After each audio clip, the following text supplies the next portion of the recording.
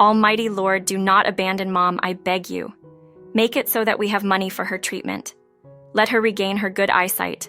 Let her enjoy the flowers she loves so much, and be able to work and sometimes even draw. Do not plunge her into darkness. Help us. I know you can do anything in this world. I crossed myself and kissed the small icon standing on my bedside table. I climbed into bed and almost immediately fell asleep. I had an incredible dream.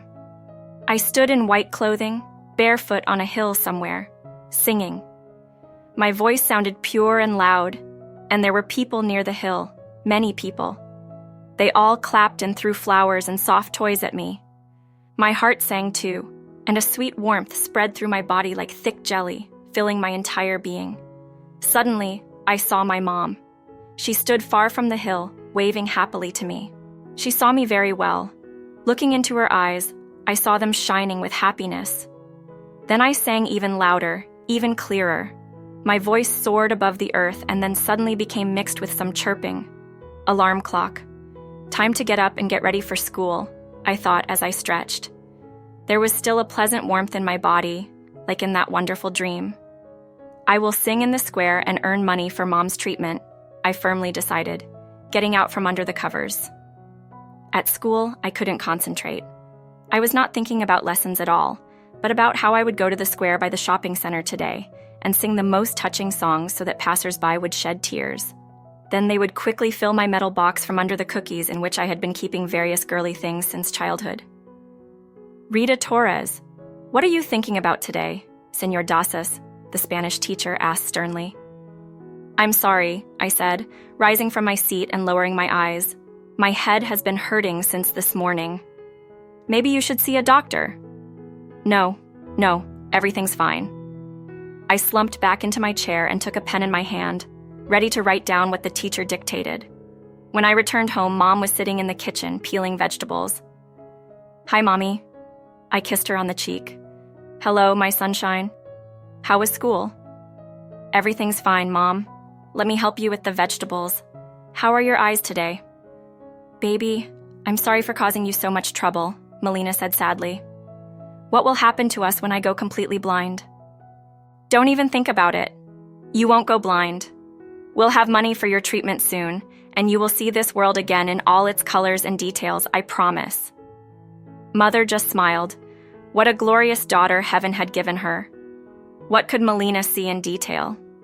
Their meager life. She hated herself for how everything turned out in her life. She couldn't give her daughter anything. She didn't dare move to the capital, not even to a bigger city. She spent many years working at the local library, and now she had to quit altogether. Her eyesight worsened every day. Expensive treatment was needed, but where to find this money? The two of us in the whole wide world could only rely on ourselves and each other.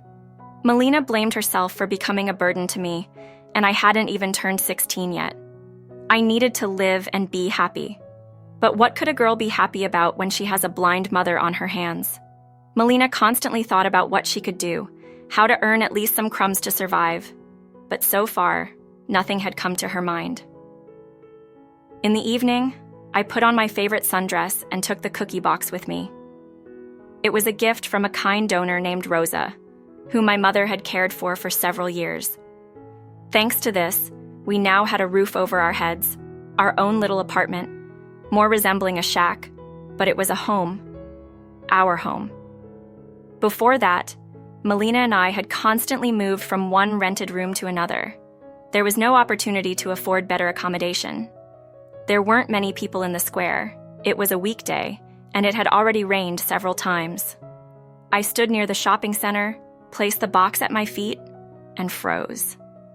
It was scary to sing like this in plain view of everyone, but my mom urgently needed treatment.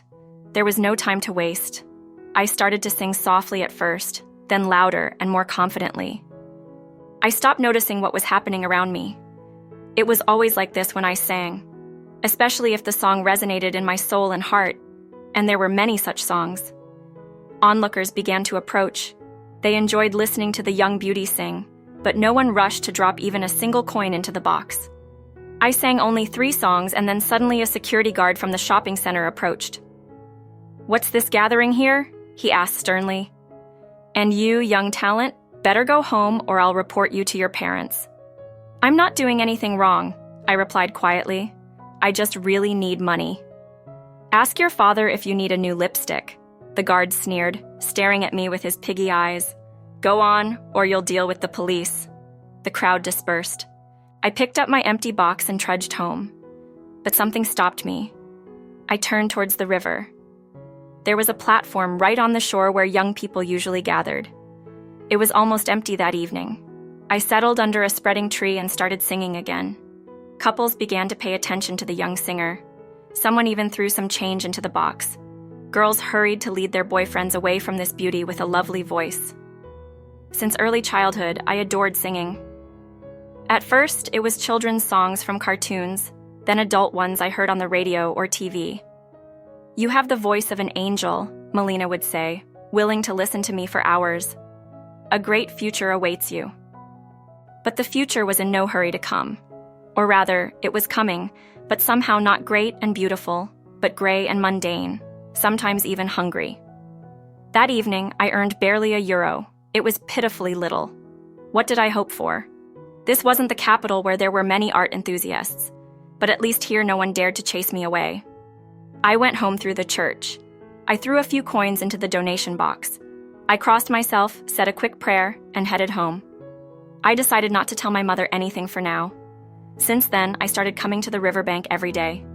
Sometimes I managed to earn something, but it seemed like I would have to work for at least 20 years to save up for my mom's treatment. On that day, I realized I needed to find a job. Any job that paid, even if it was hard. I would manage. I had to manage for the sake of my mother so she could see, not sink into eternal darkness. "I'll sing one last time and then I'm done," I murmured to myself and sang the song my mother loved to madness. My voice echoed along the shore, carried by the wind. There was always good acoustics on the river. Only the last chorus remained. "I miss you like violets miss the rain. You were given to me by fate. So said the fortune teller. So said the fortune teller." As I bent down to pick up my box, I suddenly saw a man in an expensive business suit walking straight towards me. Was he going to chase me away? Well, I didn't care anymore. I wouldn't come back here anyway. I straightened up, ready to leave. "Wait!" The stranger raised his hand. "You have the voice of an angel. It's the best I've heard. Your voice should be heard all over the world." "Thank you, sir," I smiled. "But I don't need that. I need something completely different." "What?" he asked. "Never mind, it's my problem, and I doubt I can solve it." I sighed sadly. "You know, sometimes it's better not to keep it to yourself, but to let it out. Who knows? Maybe I can help you with something, and you can definitely help me." "Me?" I was surprised. "Yes, you. If you agree to sing in my bar. Though you're still a young girl." He scratched his chin thoughtfully. "Are you willing to hire me?" I almost choked with joy. "Then I can save up for treatment." "What treatment? Are you sick?" "No, not me. My mother. She's losing her sight rapidly, and the treatment costs a lot of money." I told you, it's better not to keep it to yourself. "Do you know young talent? That my uncle is a great microsurgeon working in the capital?" "Well, that's great, of course, but it doesn't change anything. Where am I supposed to find the money for this treatment? Tell me, can you sing different songs? Not just this wonderful lyrical one, but also, for example, lively or sad ones?" "I can," I said confidently. "Listen to this. You know nothing about me, and you don't need to know at all what I dream about, awake and in my dreams, while you dance so passionately." "Bravo!" The stranger clapped his hands. "Give me something else." I tossed my hair, tied into a ponytail with the elastic on my wrist, and sang again. "I won't give up anything for you, and don't ask my hand. For my mother, only music, forever my love. I don't have time to spend on romances, and this one is very sad." "My mom always starts crying when I sing it," I said, as if emerging from the depths into which I was sinking with each song. I lowered my voice. "Don't die, my dream. Don't fade away, hope. Life will never be as it used to be. I'll light a lamp now in front of the ancient icon. I can understand everything in life, but not treason, but not cheating, not cheating, not cheating." "Rita Torres," the stranger said. "You have the voice of an angel. Your voice should be heard all over the world." "Thank you, sir," I smiled. But I don't need that. I need something completely different. What? Never mind, it's my problem. And I doubt I can solve it, I sighed sadly. You know, sometimes it's better not to keep it to yourself, but to let it out. Who knows, maybe I can help you with something, and you can definitely help me. Me? I was surprised. Yes, you. If you agree to sing in my bar, though you're still a young girl. He scratched his chin thoughtfully. Are you willing to hire me? I almost choked with joy. Then I can save up for treatment. What treatment? Are you sick? No, not me. My mother. She's losing her sight rapidly, and the treatment costs a lot of money. I told you it's better not to keep it to yourself. Do you know, young talent, that my uncle is a great microsurgeon working in the capital? Well, that's great, of course, but it doesn't change anything. Where am I supposed to find the money for this treatment? Tell me, can you sing different songs? Not just this wonderful lyrical one, but also, for example, lively or sad ones? I can, I said confidently. Listen to this. You know nothing about me, and you don't need to know at all what I dream about, awake and in my dreams while you dance so passionately. Bravo, the stranger clapped his hands. Give me something else. I tossed my hair, tied into a ponytail with the elastic on my wrist, and sang again. I won't give up anything for you, and don't ask my hand. For my mother, only music, forever my love. I don't have time to spend on romances, and this one is very sad. My mom always starts crying when I sing it, I said, as if emerging from the depths into which I was sinking with each song. I lowered my voice. Don't die, my dream. Don't fade away, hope. Life will never be as it used to be. I'll light a lamp now in front of the ancient icon. I can understand everything in life, but not treason, but not cheating, not cheating, not cheating. Rita Torres, the stranger asked. What's your name? Rita, I replied. So, are you hiring me? I asked, my face lighting up with a bright smile. You'll blow up the bar, Rita. In a month, people will come from the capital just to have a beer and listen to that wonderful voice of yours. The man hesitated. But am I not suitable after all? I looked sadly at my interlocutor. It's not that. You're so young. Don't worry about that. You know, when I put on makeup, I look 20. You're amazing. I can't miss such a chance. I'll personally take your mom to the clinic, and I'll take care of your uncle. Just keep singing. Do you know the bar in sight? Of course. We don't have many places like that here, especially with such a nice name. And I love its tiled roof. It reminds me of a fairy tale house. Thanks. It's my father's creation. I want to revive its glory. My main business is in the capital, but I'm running the bar here for now. People advise me to sell it, but I refuse. I don't want to sell. I want it to thrive. Can you imagine how magical my little bar will become when you sing within its walls? It'll be amazing. I'm ready. Tell me what to do. First, I need to talk to your mom. No, not that. My mom absolutely can't get nervous. Then how will she get treatment? I don't know. We need to come up with something. Tell her you're from social services and it's like a promotion or whatever it's called. Anyway, tell her she'll get treatment for free. You're so grown up. I wish my daughter grew up like you. All right, it'll be social services. Let's do it tomorrow after 3. Give me your address, the man said, taking out his phone. I dictated my home address. By the way, my name is Alberto, and this is for you. He handed me a 50 note. I stared at him wide-eyed. Take it, my girl. Take it. You gave me a few moments of incredible happiness when you sang. It's worth a lot. Thank you, I said with feeling, hastily putting the banknote into my tin box. I'll be waiting for you tomorrow. I'll tell my mom that social services should come. I hope everything works out. It will, Rita. It will work out for you.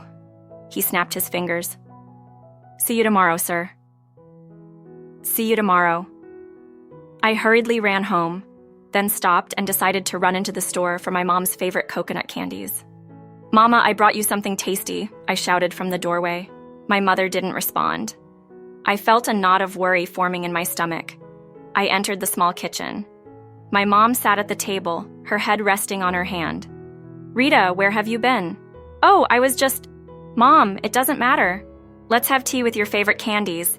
My friend treated me. What's wrong with you? Are you in pain? As always, sweetheart. Melina rubbed her nose and eyes. Right, her mother murmured almost inaudibly. We're out of painkillers. Mama, let me massage your head instead. It'll help you relax and the pain will ease. My wonderful girl. Tears rolled down Melina's cheeks. You deserve a better mother, a better life. Mom, stop it. What are you talking about? I don't need another mom. Mom, you're the best mom in the world and don't you dare get gloomy. We'll beat this strange illness of yours soon. I began to slowly comb through my mother's hair. Rita, you have such good hands. They're as good as your angelic voice, she said. I smiled. I hoped with all my heart that soon my mommy would regain her sight and never let her down again. The next day, at 2:45, Alberto stood on the doorstep. In his hands, he held a folder with some documents. He wasn't alone. He was accompanied by a charming young woman. I escorted them to my mom's room. It was only then that I realized I forgot to warn my mom about the social workers. Alberto was on top of his game, just like his assistant. They played the social worker's role so perfectly, and everything was laid out so meticulously that not a single detail was overlooked. Melina was very surprised, but she still believed. Maybe she had no other choice because that morning she realized she could hardly see anything anymore. Mom, I'm off to the store, I called out and went out onto the street with Alberto and Laura. That was his companion's name, by the way. She turned out to be a waitress at the bar. Rita, I've scheduled for tomorrow. I'll take your mom myself. Are you ready if she has to stay at the clinic starting tomorrow? I was ready yesterday. Thank you so much. I won't be able to repay this until I retire, but I'm ready. You were wrong, with such a voice. Alberto was right. Melina stayed at the clinic. She had already received her first injection and undergone some elaborate procedures. That same evening, I had to sing at the bar. I felt uneasy because I had never been to such a place before. Everything was arranged, the mask, the clothes. Laura suggested wearing the mask. Firstly, it will be harder for anyone who knows you to recognize you if someone familiar comes to the bar. And secondly, it's unclear how old you are, she laughed. Great, I agreed. Maybe you can come up with a stage name for me. Sure thing, Nightingale. Why Nightingale? That's a bird. Because you sing better than any bird, Alberto told me. And nightingales sing before a storm or at dawn, often at night. Perfect for our bar. Awesome. Let it be Nightingale. Ready to stay up past your bedtime? You still have school. Oh, it's a holiday tomorrow, right? I'm ready not to sleep at all as long as my mom gets treatment. You're a gem, Rita. Taking such good care of your mom. I have no one else on this planet but her. I love her more than life itself. I'll do anything to make her healthy and happy. Laura said nothing, just hugged me and patted my back. I felt tears welling up, but I brushed them away. My makeup was already ready for the stage. The plan was for me to sing 2 or 3 songs to start with, but the bar patrons didn't want to let go of me, and even started requesting songs, handing me bills. I smiled and sang more and more. I didn't get home until around 3 in the morning. I was terribly thirsty and tired. How fortunate that tomorrow was a day off and I didn't have to go to school. I could sleep in. It was decided that I would work on Fridays and Saturdays to avoid problems at school. I could work more during the holidays. That night, I dreamed of little birds sitting right on my hand and making such tender sounds that it was impossible not to be touched. I even felt like crying. I was awakened by the phone. It was my mom calling. My sunshine, hi? Her voice sounded cheerful. Hi, Mommy, how are you? Good. The doctors and nurses here are wonderful and attentive. My head hardly hurts anymore. I'm so glad. Soon you'll be seeing like an eagle. You better tell me how you're doing. Have you eaten? Mommy, of course I've eaten. I'm not a little kid. I'll be fine. I can take care of myself. Okay, I'll call you when I get the chance. Bye for now. Bye, Mommy. Love you. I love you too. Melina disconnected. It had been over a week since I had been living alone. Melina was already feeling much better, but her treatment course wasn't over yet. Laura helped me, and Alberto also asked if I needed any assistance. Another Friday had arrived. I left my house and set off on foot. Usually Alberto would send someone to accompany me. But that day he had urgent matters to attend to, and apparently he got so wrapped up that he forgot about it. Walking was quite close, and the street was well lit by streetlights. "Hey, sweetie, could you help?" called out a woman opening the door of her rather worn-out car. "What happened?" I asked with concern. "My phone fell right under the seat and I can't reach it." "Oh, I can help with that." I leaned over the driver's seat, trying to see where the phone was. Suddenly, I felt a blow to my head and then darkness. I woke up in the car, my hands tied and my mouth taped shut. I didn't understand anything. Why would this elderly woman tie me up and drive me somewhere in the middle of the night? We drove for quite a while. The highway stretched out like a gray ribbon, with only dark forests along the sides. Occasionally, the sounds of nocturnal birds could be heard. The full moon shone in the sky, as if watching over me and perhaps regretting that I had trusted a stranger so easily and was now heading in an unknown direction. My mouth felt dry. Fear began to creep up to my heart with its sticky, cold hands. What would happen to my mom? How could I escape? Where was this crazy woman taking me? Perhaps she mistook me for someone else. Questions swirled in my mind, pushing each other. But unfortunately, there were no answers. Suddenly, the car sharply turned right. We continued along a forest road for some time before stopping. "Get out!" commanded the kidnapper, opening the car door. I obeyed. It became even scarier. I couldn't do anything to save myself. From the forest, surely there were predators lurking around. "Move forward." The voice sounded unnaturally muffled. I walked for some time. The only thought spinning in my head was how to escape from this mad woman. I turned around.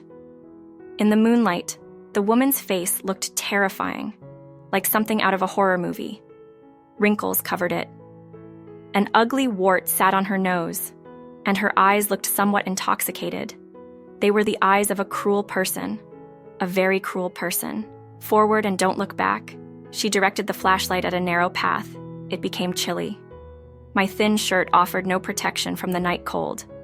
I was trembling. I no longer understood if it was fear or cold. It was dark. Only the moon peeked through the ancient trees. Something crackled underfoot from time to time. It felt like a horror movie. Any moment now, a monster would jump out of the bushes, but the monster was behind me, constantly pushing me in the back with its firm fist. "Stop," ordered the woman. I stopped and timidly turned around. The kidnapper had a rope in her hands. What did she want to do? Strangle me? Tie me to a tree? Only God knew. Thank heavens I never found out about the intentions of that lunatic. There was a faint growl. "Oh darn, probably a coyote." The woman looked around sharply. The growling was getting closer. I held my breath. What could I do with my hands tied? Absolutely nothing. I looked at the woman with a plea. She slowly, then faster and faster, began to move in the direction we came from. And then she ran at full speed. I realized that my days were numbered. Any moment now, a beast or maybe more than one would attack me, and that would be it. I pressed myself against a tree. Nearby, there was rustling, low growling, and coughing. It was a human cough. But what could a person be doing in this wilderness at this late hour? Perhaps they were attacked by animals, and now they were bleeding out with the very beast that attacked them nearby. I closed my eyes. They say you should face danger head-on, but I didn't want to do that. It was too scary, too heavy for a girl who hadn't even turned 16 yet. Suddenly, the bushes parted, and someone dashed straight towards me. "Who's there?" A he-male voice called out. "Quiet, Sam, quiet." The poor girl could only utter through her mouth tightly sealed with tape. A beam of light from a flashlight pierced the darkness and blinded her. I shed my eyes again, my hands tied behind my back, no way to shield myself. "Holy Virgin Mary, what are you doing here, kid?" the man asked. The light danced in his eyes from the flashlight, while the moonlight fell on his greasy hair. "Who taped your mouth shut, poor thing?" He briskly tore off the tape. It was excruciatingly painful, but fortunately it lasted only a moment. I don't know. I really don't know who brought me here. It's some woman with a face straight out of a horror movie. I couldn't hold back my sobs. "Come, darling, let's go to the cabin," the man said gently, untying the ropes around my wrists. Of course, there had to be a cabin, I thought. It's not far from here. Some dreadful sacrificial ritual. My thoughts raced, but I had no choice anyway. Where to run in the night forest? Into the jaws of coyotes, or just wander the rest of my life in this thicket? It's better to go to the cabin. The cabin wasn't scary at all. It was quite cozy. A friendly oil lamp burned on the wooden table, just like in a fairy tale. In the corner stood a cot with a neatly made bed. Everything here breathed peace and tranquility. It smelled of honey and some spices. "I'll make you my signature Ural tea now," the man said. "You sit down and rest. What's your name?" "Rita." I rubbed my swollen wrists. "Rita Torres," the stranger repeated, pouring water into the chubby teapot. "Sounds beautiful, and you're quite a beauty yourself. Those eyes." "Her eyes?" I asked, surprised. "Who?" "Oh, no one. It's just me. Memories gnaw at me. That girl, Millie, who disappeared from my life so suddenly." "Millie," I echoed as if in a trance. "I had a hamster named Millie when I was a kid." Mom laughed, then said our hamster was named after her. I even made such a funny sign. On one side it said Millie, and on the other, Melina. The man suddenly dropped a package from his hands, either with nuts or crackers. Melina, the girl I loved with all my heart, was also named Melina. Such a melodious name. What happened to her? I'm sorry if it hurts to talk about it. She just disappeared. I don't know why. We were dating, talking about getting married, and she just suddenly vanished. Changed her phone number. And you didn't even try to find her? I tried, but she never told me where she lived. Tried to trace her through registration, but it didn't work out. I literally tore my hair out. I still remember her every night when the world plunges into silence. Do you live here in this wilderness? I took a sip of the tea. It pleasantly burned my throat. No, this is a place of strength, my strength. I live here sometimes, take vacations, and live here as a recluse, thinking about life, about my failed love. How sad, I said softly. My mom has her own mess with love. She never even saw our father in person. Mom outright refuses to talk about him, but I know for sure she still can't forget him. Oh, I need to make a call. I didn't show up at work today. You work? You're just a young girl. I sing in a bar. We really needed the money for my mom's treatment. I started rummaging in my backpack. Oops, it's dead. Okay, I'll call from home. Stay here for the night, and in the morning I'll take you home, the man suggested. By the way, my name is Aiden. Nice to meet you, I guess. I have no other choice. Lie down on the cot and sleep peacefully. And you? I looked up at the cabin's owner. Don't worry about me. I have a mattress. He nodded towards a distant corner where wooden shelves occupied the entire wall. Strange. I only felt so calm in childhood when I climbed into my mother's bed and we fell asleep together, cuddled up to each other. With this Adam too, for some reason, it felt safe and calm, even though I had only known him for about half an hour. The St. Au Bernard dog, Sam, settled down by the cot and fell asleep. I also fell asleep very quickly. I dreamed that my mother was walking along the seashore, and for some reason, this strange recluse Adam was walking beside her. They laughed and ate cookies from that same tin box that I used to store my savings and into which grateful listeners threw their coins on the riverbank. Adam couldn't sleep. He lay on his mattress and remembered the past, remembered his unfulfilled happiness, which seemed so close, so real. Melina burst into his life as suddenly as she disappeared from it. They met at the market. He was working for his uncle then, selling vegetables, and she came for lettuce leaves. I love lettuce, she smiled. So fresh, so genuine, without a hint of affectation. Then I'll give you a whole bunch, Adam smiled in response. No, you'll be left without pay if you give away vegetables to customers. You agreed to take a walk with me tonight, the guy asked as if he didn't hear her. So that's what it is, and I thought it was a surge of the soul. It is a surge of the soul. I'm absolutely clueless when it comes to wooing girls. So, are you in to take a walk tonight? The girl clarified. Yes, exactly. Well, why not take a walk? Especially since Anita asked me to come later today. She's having a romantic evening with Valeno, she smiled mysteriously. My name is Melina. And I'm Adam. Shall we meet by the wooden elephant in the old park? I love that park. I'll be there around 7. Does that work? Works. His eyes sparkled. The guy put a huge bunch of lettuce into a paper bag and handed it to the girl. Usually people give flowers and I give lettuce. Thank you. By the way, I love lettuce more than any flowers that die in a vase on the windowsill. Melina smiled and went briskly about her business. Adam lived with his uncle and aunt. Their love was divided between their daughter and their nephew, who lost his parents early. Laura got married and moved to the neighboring town, visiting her relatives only occasionally. They were happy to hear that Adam had met a girl, but he didn't hurry to introduce Melina to them until he was sure that their feelings were mutual. Melina lived with a friend. They rented some shack and worked together in a cafeteria. Meeting Adam turned her whole life upside down. She fell in love for the first time in her 19 years. They strolled, talked about everything, and kissed, deliberately wandering into the part of the park where no one was around. They felt so good together. Such happiness is only felt in childhood when you are surrounded by love and care. They met at Adam's friend's place. He often left the city and kindly allowed the lovers to use his absence. They dreamed of a wedding in their own, even tiny place. Adam was still finishing medical school then. He was almost a therapist. He came to the town only for vacations, and the rest of the time, he lived in the capital. He planned to stay there until he met his Melina.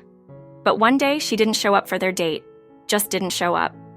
Although they agreed and called each other literally half an hour before the meeting, she was cheerful and said she missed him and couldn't wait to see him. In response to his numerous calls, he heard only, "The subscriber is temporarily unavailable." That's when he regretted not knowing her friend, not knowing where exactly they lived. He didn't even know her last name. Such foolishness in a person's life sometimes happens. To love to the point of madness, but not to ask for a last name and an address. Adam searched, but Melina seemed to have vanished into thin air. Maybe she found someone else. Maybe she did, but he just left. And now she was ready to spend the rest of her life with him. The guy suffered. He lost weight drastically. His uncle and aunt worried a lot about their nephew, trying to calm him down. Then it was time to go back to school. Adam threw himself into his university affairs fiercely. He decided that in spite of everyone, he would be a good doctor, and he wouldn't waste a minute of his life on nonsense like pretty girls with a brisk gait. Adam never met his soulmate. The hole in his heart never healed. At times, it would start bleeding again. That's when he would take time off and go to the woods. It made things slightly easier. It had been over 15 years already. Adam had turned into a hardened bachelor. It's tough living alone after all. And Melina? What happened to her? How did her life turn out? Adam had no answer to that question, nor could he. They had drifted apart like specks on a seashore, but he never stopped thinking about that nymph who had captured his heart forever. He couldn't be angry with her. He simply loved her. He himself didn't understand anymore whether he loved her or just the memories of those happy weeks. Only them, from that summer. I was woken up by Sam, who nudged his nose right into my cheek. I opened my eyes. The dog wagged its tail and licked my nose. "You're so sweet, Sam," I said and stroked him on his big furry head. "Good morning." Adam entered the cabin. "How did you sleep?" "Good morning," I replied. Just like in childhood, when Miss Rosa was still alive and we lived with her while Mom took care of her. She left us her apartment in her will. We still live there. That's good. I'm glad the forest takes away all our worries. Adam suppressed a sigh. So shall we have some tea and then leave? Yes, I'm ready now. The wash basin is behind the cabin. There's a toilet there too. Adam stepped out of the cabin. Sam followed. How's your mom? Adam suddenly asked as we were driving along the road. You mentioned she needed treatment. She started losing her vision suddenly. The doctor said it can happen from extreme stress. Blood vessels narrow. I don't understand much about it, but something like that. The treatment is expensive. Let me help you guys. I'm a doctor too, although I don't specialize in eyes, but thank you. I looked at Adam gratefully. She's already undergoing treatment. That's why I sing in Alberto's bar. It's called Insight. Do you know it? Insight? Isn't that the one with a little fountain with lights nearby? Yes, that's the one. That's where I sing on Fridays and Saturdays.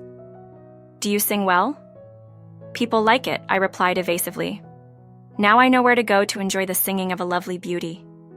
Adam smiled and turned towards my home. I was about to leave when Adam handed me his business card.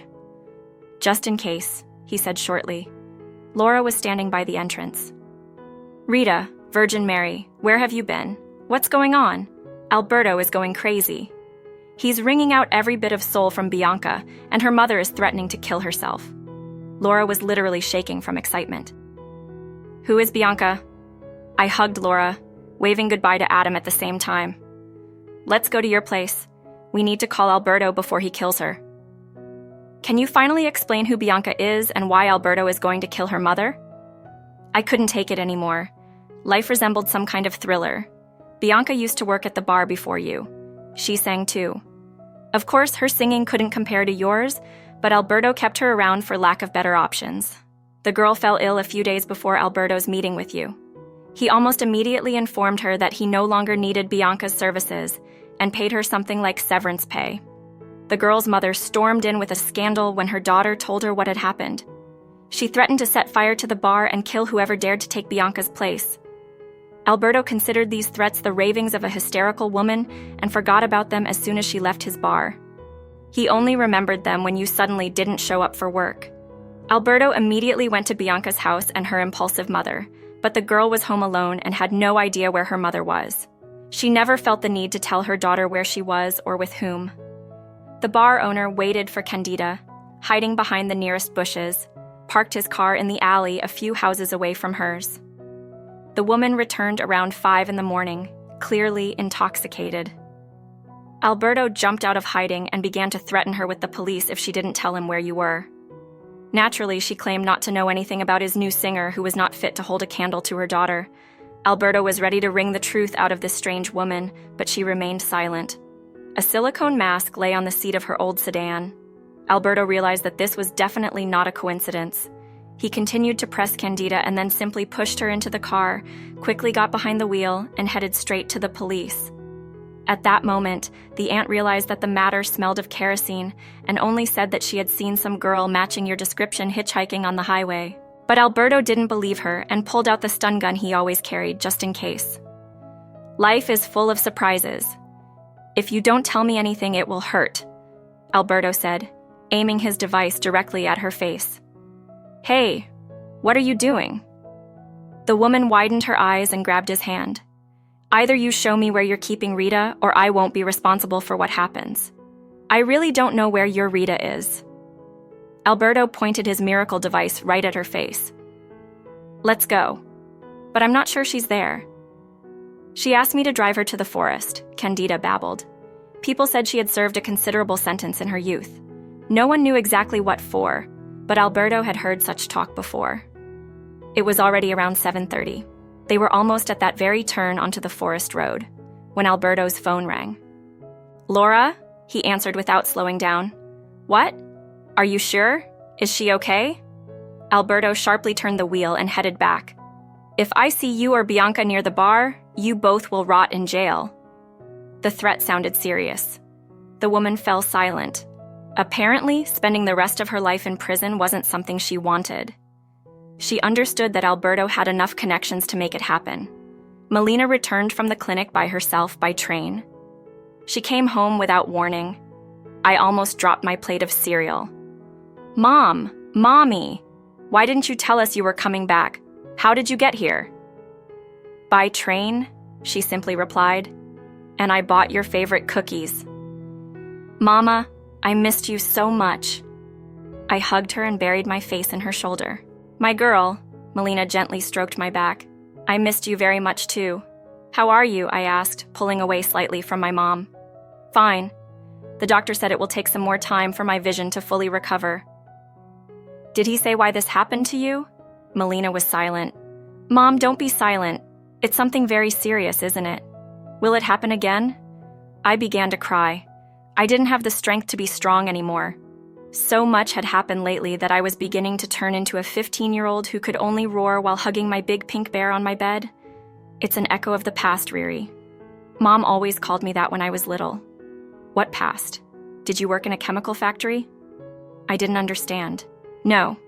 Melina sank down on a chair and stretched out her tired legs. I saw him recently at the supermarket a little over a month ago. Mom, don't scare me. What did you see? Sasquatch or something? Your father. What? You said you didn't know where he was, that he had a family. That's true. I don't know where he is, but he was definitely at the supermarket near our house.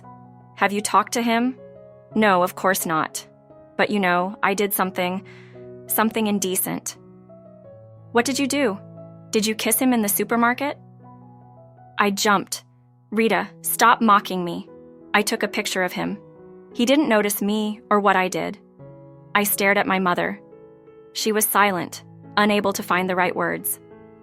Do you want to see your father? Melina suddenly asked, pulling out her cell phone. Well, I don't know. Show me. I stared at the faded screen of my mom's old smartphone. Oh, come on. No way, I suddenly exclaimed and jumped to my feet. I had been sitting across from my mom at the table before. What? What can't be? Do you two know each other? Imagine, yes. We met just the other day. He saved me from some crazy woman. Rita, how do you put it? Is that what I taught you, daughter? Wait a minute. What crazy woman? My mom asked, concerned. I told her everything, even about the bar. Somehow I felt it was the right time. My heart was beating in my chest like a bird in a cage, trying to get out at all costs. Mom, he loved you. He's loved you all his life, I said with tears in my eyes. And that woman and the baby. I saw the three of them. She said to him, "Say hello to Daddy." Melina wiped away a few tears that rolled out of her big gray eyes. I left right away. I went to a neighboring town with my girlfriend, to her aunt's house. And later, we moved here. You changed your number and went missing, didn't you? I asked, looking my mom straight in the eye. That's right. I just had no other choice. And to talk, Mom? Didn't you want to know everything? What about finding out that he's married and happily married and I'm just a girl for a while? He doesn't have a family. He's lived his whole life as a hobo. You should have seen the pain in his eyes when he talked about that girl. You know, I felt so comfortable with him. I kept wondering why. Why? But who was that woman with the baby in her arms? Melina tucked a loose strand behind her ear. Maybe he was just baptizing that boy. I shrugged my shoulders. Godfather? They walked along the seashore laughing. I looked at my parents and couldn't help but admire. After all these years, these two had lived apart, unhappy and lonely, all because of misunderstanding. Who would have thought that I would thank the half-crazed mother of Bianca, who unknowingly reunited me with my biological father? How wonderful it was. I had never seen my mother so happy. Now her eyes would be in order because he was there, the man of her life, who would now protect her from all the hardships of this big, sometimes cruel world. I sat on the sand next to Monica, who was rocking her baby in her arms. Alberto stepped away to take a phone call. She just won't fall asleep, Monica complained. How about I rock her and you can rest, I suggested. The young mother agreed and handed her daughter to me. I hugged the baby close and smiled at this adorable angel. I'll sing you a lullaby that my mom used to sing to me when I was little, and you'll fall asleep, I said affectionately. In a soft voice, I sang, "The wax of the candle melts quietly. It's already night outside. Sleep, my beauty, my gift from heaven, my daughter." The gentle wind rustles the curtain softly. The golden poppy flower. My baby sleeps. Your angel will take the silvery cobweb. With love, he'll weave pure love into your sleep. The firmament will illuminate with its radiance. A star will shine. May it guard the tender sleep of little children. May it guard the tender sleep of little children. God, I could listen to you for hours, Monica whispered softly, taking her daughter back from me and placing her in the stroller. She's finally asleep, and I've been trying for 20 minutes. I smiled. The future looked brighter. It was decided I would enroll in the conservatory. My parents were fully supportive. The sea air refreshed, carrying away all worries and troubles, while the sea brought from afar a sense of joy and incredible happiness.